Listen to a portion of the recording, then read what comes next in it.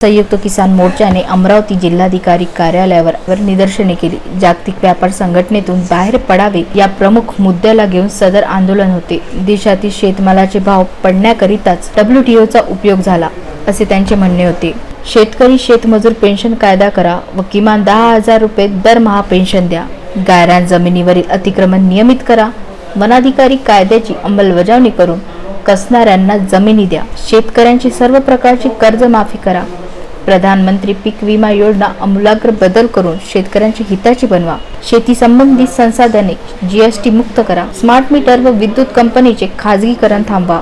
ओलिताखाली शेतीचे बिगर शेती कामासाठी अल्प मोबदल्यात सक्तीचे अधिग्रहण थांबवा। शासनाने दुधाला प्रति लिटर 40 रुपये भाव जाहीर करा। राज्यातील 14 जिल्ह्यात राशन पुरवठा बंद करण्याचे षडयंत्र थांबवा।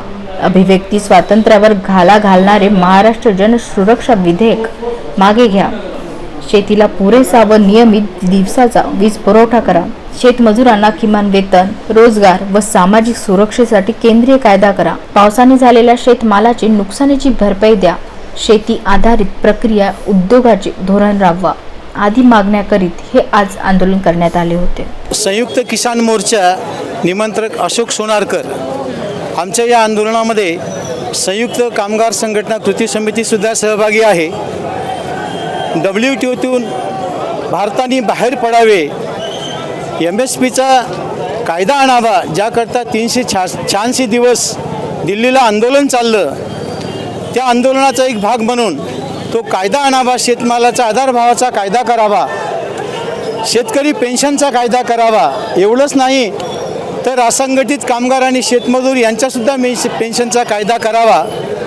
विमा क्षेत्रामध्ये, पीक विम्याच्या क्षेत्रामध्ये जे काही शोषण शेतकऱ्यांचं या देशामध्ये चाललेलं आहे, याच्याकरता शेतकऱ्याच्या हिताची ती योजना बनवा आणि सरकारने त्याच्यामध्ये स्वतःची कंपनी उतरवावी असा आमचा आग्रह चाललेला आहे। या सर्व देशभरातील मागण्यांना घेऊन, आमच्या शेतकऱ्यांच्या मागण्यांना घेऊन, कामगारांच्या मागण्यांना घेऊन आज संयुक्त किसान मोर्चाने देशभरामध्ये आंदोलनाचं आवाहन केलेलं आहे आणि त्या आंदोलनाचा भाग म्हणून अमरावतीमध्ये संयुक्त किसान कर्मचारी संघटनेच्या सहभागाने हे आंदोलन होते आहे। संयुक्त किसान मोर्चाने सातत्यानं 386 दिवस आंदोलन केलेलं आहे।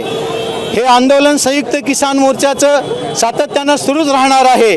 आता हे आंदोलन दिल्लीवरून निघून गावखेड्यामध्ये गेलेलं आहे आणि पुन्हा गावखेड्यामधून हे आंदोलन दिल्लीच्या केंद्रस्थानी उभं होणार आहे।